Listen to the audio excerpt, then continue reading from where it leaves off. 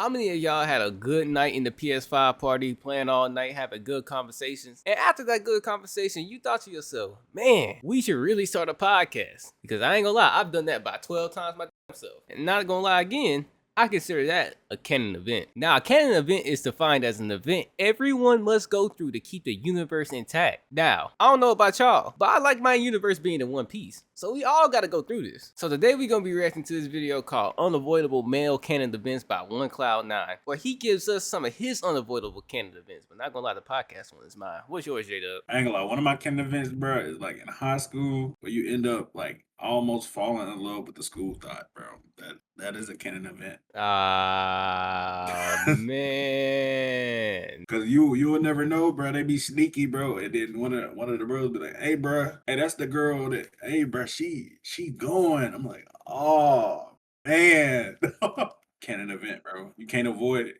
You can't avoid that, bro." But yeah, with that being said, let's get straight into the video. Male canon events. First up, fumbling a 10 out of 10. You know, I'm not gonna lie, this is one of the worst ones in my opinion. Reason why we've all been through this. There's always been that one girl that you thought you had in the bag. I mean, she was fine, beautiful, gorgeous. I mean, in your mind, she goes band for band with SZA, Lotto, and Ruby Rose. Like, you feel me? And for some wild reason, you think you actually have a chance with that girl. You try to get her, and you're doing good, and then randomly one day, she just goes. And for the rest of that week, you're just contemplating, scrolling through your text, looking at what you could possibly have done wrong. You this happened to you before? Nope. I have reasons why. You broke the canon. I never. Hey, no, bro. I know. See what I know. If I'm a bench player, I'm not gonna get in there and try to guard Kyrie. No, put me in. I'm guarding Deladova when he come off the bench. I'm not. Hey. But no, it's not about being a 10 out of 10. It's supposed to be your 10 out of 10. Your 10 out of 10. Think about it though. Think about it like that. I promise. Like I've never went for something that I deemed that was out of my league. All right. I always stayed between a 7 and an 8. I did not go over 8. I don't know, man, because there's always a certain point in your life where you realize that light skins are evil. I bet you know. Nah, bro. I see this one reel. It was on Instagram. It was like how your 10 out of 10 baddie talks to you the day before she ghosts you. I know you saw that one. I saw that, bro. No, that one that's bad. I was like, no, light skins are so evil, bro. Yeah, see, that's one of the reasons, because like I would see what would be happening to everybody else and how they get ghosted. How it starts, she's just bored, and you're keeping her entertained for the moment, right? Until who she wants starts entertaining her back, and now she doesn't care. Thinking maybe she forgot about the text, maybe you said a weird joke, or just something random, just whatever your brain can imagine for her to actually ghost you, because of course it's not just you. Well, nigga, hate to break it to you, she likes a guy and it's not you. Game is game. And the worst part about it is that oftentimes the next week she ends up hard launching with her new man, and when you see him, it is somebody you don't even think is better than you. Well, brother, hate to break it to you, but he is. And then when they eventually break up, you're gonna be right back on her feet begging for her to take you back. But before that, you will go through the I hate that bitch phase. After every man goes through a heartbreak, they always hate the girl for a little bit. Now, ask yourself, is he lying? Hey, it's always that one that hurt just a little too much, man. Just a little too much. All your posts on the Instagram be emo as hell. The emo Bart memes for the 2000s, for the mid 2000s. I don't you remember emo Bart, man. I wasn't doing. I'm straight sad Drake. Marvin's room. It's inevitable, bro. Every single bad thing that you've noticed and garnered about her in the past couple of years, it just kind of comes flowing back into your brain in one rushing, angry moment until it eventually boils over and you realize you don't really hate her. You're just sad that she's gone. But you still go through the phase, though. Then you get sad and you're a little bit depressed and you're wondering why it didn't work out. Maybe you'll never find love again. Maybe something else won't happen. I don't know. You just stress. But usually you end up doing all of this stressing late at night, which leads you to the third male canon event, 3 a.m. motivational workout. Nah, come on.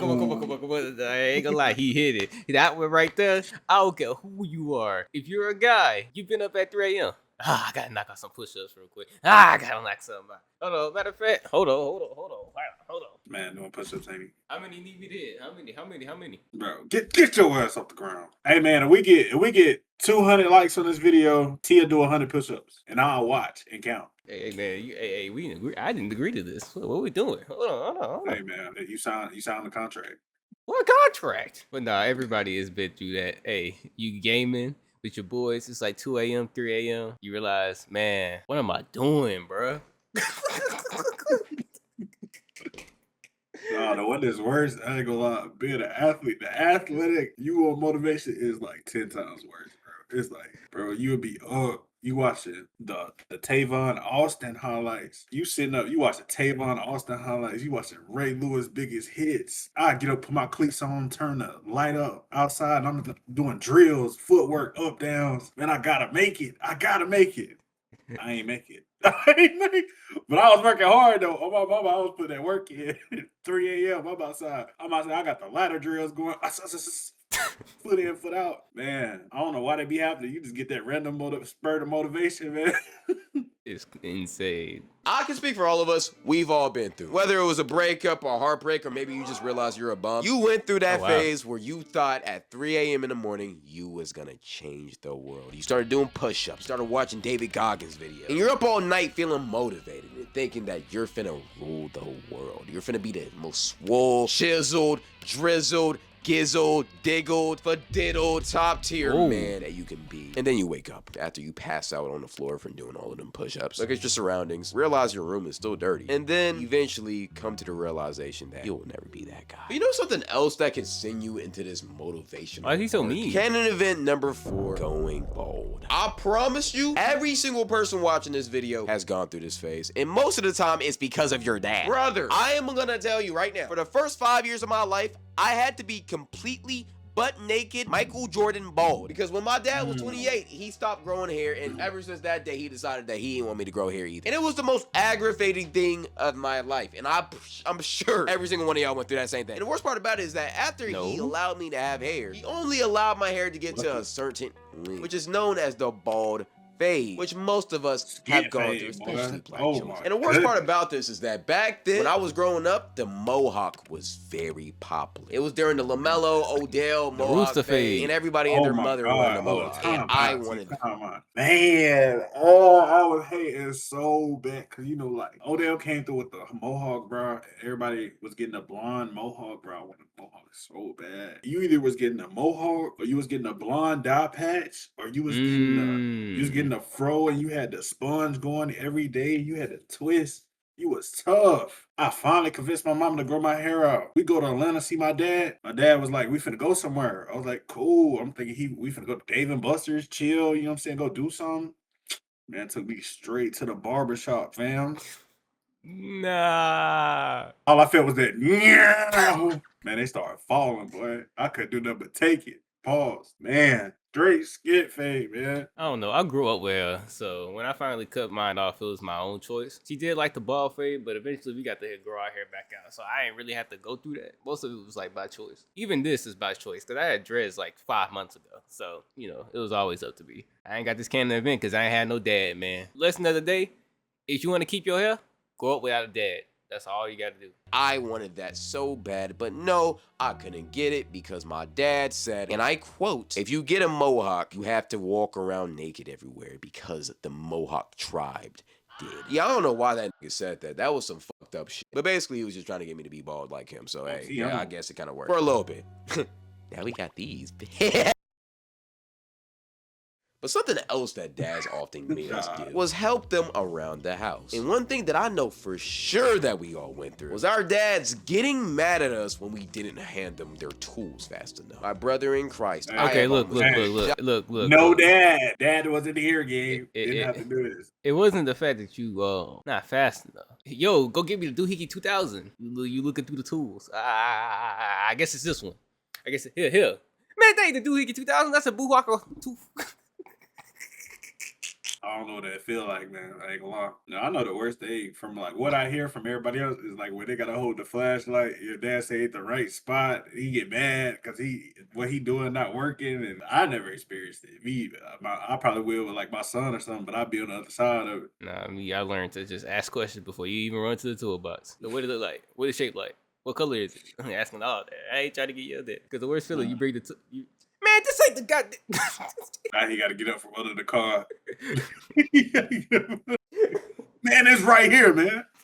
It's right here. But I have never been more scared in my life than when I used to help my dad do work around the crib. Because for some reason, dads just have a big fascination with doing mechanical work around the house. And while they're actively doing this act of stupidity, most likely messing up the whole house, they decide to exert their frustrations on their kid that they told them to help. And my brother in Christ, I know every single person watching this video can relate. If you didn't hand your dad that tool as soon as he asked you to, or if you moved a tiny little bit when he asked you to shine the flashlight somewhere, the amount of anger and rage that man will exert onto your body would be scarier than meeting a polar bear in the Arctic who hasn't eaten for weeks. And honestly, I've experienced a lot of trauma from doing stuff like this. Like, the amount of trauma I've gone through from just holding tools is probably equivalent to the slaves back in the olden times. Brother, I cannot explain to you how many times I thought about running away as a kid. The crazy part about it is I live in a two-parent household, suburban home, live in Nashville, Tennessee, a predominantly white city. I live in the suburbs of the suburbs. You will see white people walking their dogs and kids playing in the street. I live a good life. That running away is triggered by one event. You get them bad grades, you knock over a vase, it breaks, then all of a sudden that letter is coming to you. That bah, bah, bah. That's all it takes. You either gonna take a good nap or you're gonna contemplate leaving your house. I feel like everybody I know has gotten to that point where they packing their stuff, they trying to put it in that little bandana thingy that they be putting over their shoulder. Like, I'm really finna do it. I'm finna get out of here. Walk down the street. Realize, yo, I kind of need my mom. I don't know, man. And they come crawling right back. I feel like that's happened to all of us, man. No, I'm saying it's after you get a whooping, bro. You mad. You already cussed your mama out. You air cussing her out. Cause one thing about black moms, when they mad, they don't stop talking. She done whooped you 20 minutes ago, and she's still in there doing dishes, whatever. In my house, want to disrespect me and all that. You can go on somewhere. You go live somewhere else. You don't gotta live under my house. All right, I'll move, nigga. Nigga mad as hell. Can't do nothing. But for some reason, whenever my mom pissed me off or my dad did something I didn't want to like, I always thought about getting a big ass stick, a little red piece of cloth, tying it together, and putting all of the important stuff in my life, like the PS4, in the sack, and walking right out. I feel like this is a Canon event, not just for guys. I feel like it's everybody. We as men are the ones who are actually the closest to doing it. Because I'm not gonna lie, one time I literally started packing my bags because my mom pissed me off so much. And I was almost done doing it. I was so close to committing. And then I realized how badly my mom would beat my ass if I actually ran away. So I just stayed. That's what usually happens, because it's never worth the beating, because they will find you. But usually that type of stuff will happen when you get grounded. And something else you would do when you're grounded is thing number 7, reading a Diary of Wimpy Kid book. I don't know why we all did this, but we all read that book in our floor whenever our parents took away our phones or our PS4s or whatever. Like, I never had that in the house. I never owned it. It was always a library book. When I got grounded, bro, I just brought books home. Like, I really started reading because, I really ain't got nothing else to do. Nah, yeah, Diary of a Kid, Captain Underpants. You know what I'm saying? I Survived. I Survived is a banger. Then he turned into a TV show. It was just Canon event to the fullest. And if you wasn't a guy, if you was a girl, you would probably read the Dork Diaries. I feel like guys also read the Big Nate books, stuff like that. It's just that same type of category genre. And I would always get those books at the Scholastic Book Fair too, bro. Cause like, nigga, whenever that boy Jeff Kinney cooked up a book, I ain't. You paid for all your stuff at the book fair? Yes. Oh.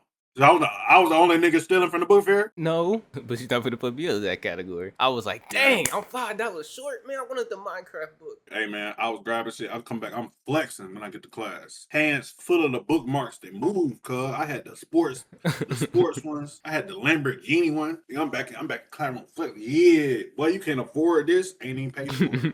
Now people want to pay for it, and I'm making money back. Ooh, let me buy one of them. Yeah. Mama, I never did that. Number 8, realize that you'll never go pro in the sport you love. You know, as a man, I feel like this is actually the most heartbreaking thing. I think this is because the most fumble in Canon event. but there will always be more fish in the sea. I ain't gonna lie, especially if you a hooper. When them hoop dreams die, man, it's a different type of pain. Imagine you 6'1" and you got nothing but big man skills because 6'1" was the tallest person on the court. Then you realize when you go to play with other people, 6'1", you really the shortest person on the court. You supposed to have guard skills. And then it all comes down to you. Man, I ain't built for this. I ain't got the skills for this. That nigga shooting from 30. I'm only shooting from 15. Like, it's just out of my control at this point. Nah, the other one. Everybody around you, 6'1", 6'3", 6'5". My growth spurt gotta be coming, right? And then it never come. And you just gotta sit back and be like, I guess it wasn't for me, man. I gotta start focusing on getting my degree.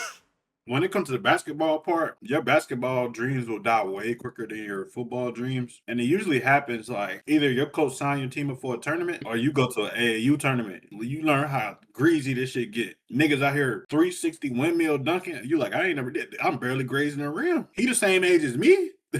You realize how greasy it really get. Dudes out here with overtime shirts on. Your age, younger than you, 12 years old, dunking from almost the free throw line. You're gonna be thinking to yourself, man, it just get man. But football, you'll make it a little bit further. But when you get to a point, say like it's that point between your senior year and your first year of college, you realize how crazy football get. Like you gotta have a different type of mindset. You have to be thick in the mindset. You gotta be athletic. You can't get injured. Like this stuff, like football is crazy. And some people just got it, bro. Like, especially in the weight room. The weight room is so crazy. Like when I got out of college, like 215 felt so heavy when I got out of college, but when in college, 215 is like normal. You should be doing 215 by the time you're like in the 10th grade, like easy. You're supposed to be repping that football. But I realized I wasn't going. I think my senior year of high school, it was this dude that went to Blunt, bro, named Lee Hunter. He just got drafted to the Panthers. That man was like 330 solid and like 6'4", 6'5". And I was lifting good weight, but when I touched him, it's like a wall. And I'm like, bruh, there's no way. So he's D1 size. You know, like you're dreaming, you're a kid, you're in high school, you think, man, I can go D1. Man, after I felt that, man, he had all the offers in the world too. And after I played against him, man, I was like, yeah, I don't think we're going D1 game. I don't think we're going. I knew from that day. Fumbling a 10 out of 10 is bad, but there will always be more fish in the sea. With your sport, though, you only really get one chance at this. And once you finally had that moment of realization that you will never go pro in your sport, whether it's basketball, football, it's truly one of the most heartbreaking things you can ever go through. I remember I was a big basketball player back in middle school, and when I got to high school, I thought it was going to be the same thing. And then one random day, Darius Garland pulled up to my local gym. I realized very quickly that NBA was never going to be a reality. But I was delusional, so I thought, you know what, maybe if I really ball out my freshman year, I can get some looks. You know, I could really go crazy in a good route leading up to my senior year. Well, I was a JV bench player. And I was good too. I was averaging like 20 points a game, but the coaches just didn't mess with me. But then I thought, you know what, maybe the coaches are just, you feel me, purely hating on me, which they were. But then I thought, you know what, maybe I need to transfer somewhere to get more PT. Maybe that's... Ain't gonna lie, Virgo might have been right. And then I realized that I was never finna grow past the height of 5'9". Yeah, I haven't grown since freshman year. So yeah, I'm basically trying to say I'm fried. But every man has to go through that phase to realize they're just a regular guy. Just because every motivational speaker tells you that you can do whatever you want in this life doesn't mean you actually can do it. I'm just keeping it real. Because I'm sorry, buddy, if you're 5'4" and you trying to be an NBA basketball player in this economy, in this league, I'm gonna be honest, brother, we have Wimbies playing point guard, bro. You're not Muggsy Bogues. But the last Canon event I want to talk about is video games falling off as you get older. This one's more of a maturity thing. As you get older, I don't know if it's just me, but man, 2K don't hit like it used to. I remember my fun in 2K20. That was like my first real online 2K, man. That's why it holds a special place in my heart. I will say I have fun on 2K26. I have fun on 2K22. I have fun on 24. I have fun on 23. I ain't gonna lie, I enjoyed the game more than a lot of people do. But 2K, man, that nostalgia feel, bro, it's just all of it being replaced by just greed, bro. And us getting older, man, not having time to play it as much, man, it's crazy. Man, it's just one of those things, like, you get older, like, you have to prioritize other things. Like, when you was back in high school or, like, your first year of college, you could stay up later and play the game. Now, like, 8, 9 o'clock, hey, I'm calling it wraps. Right. Hey, I gotta go to bed, man. Like, I can't play. Like, everything fall off. The friend group fall off. Everybody don't get on like they used to. People got wives, kids, they got other things they gotta do. And this is how it is. And it's also about priority. Like back in the day when you was in high school, you can put up with like mid games and stuff because like you got the time to do it. But it gets to the point where it's like, dang, I only got like 2 hours out of my day. I can only play games like I really, really am going to enjoy. I ain't got time for no nonsense. I ain't got to get time for a game booted up and then half work or booted up and it makes me angry. So that knocks out a lot of games out the rotation. So a lot of people end up just being gun and ball people, as they like to call them. People who only play shooters and only play sports games because those are the games that will make you frustrated, but also make you just as happy as you frustrated. It's a weird toxic dynamic. And like, you know, now, like, you know, the way games is, like, you have to grind to get to a certain point in the game. And like being older, being grown, and you work overtime and all this, like, you really don't have time to do that. So that's why they implement all this purchase stuff. Cause like me, I'm probably gonna just buy my way up because I don't have time to grind. They know that. They know we older now. That's why 2K raised the prices. That's why all these games have battle passes. Alright guys, that's going to be the end of today's video. What do you think are the biggest canon events in male history? Let me know what you guys think in the comments below. But with that being said, this has been the Afterthought Duo. I've been T-Bangs. This has been my co-host J-Dub. And we will see you in the next video. Peace.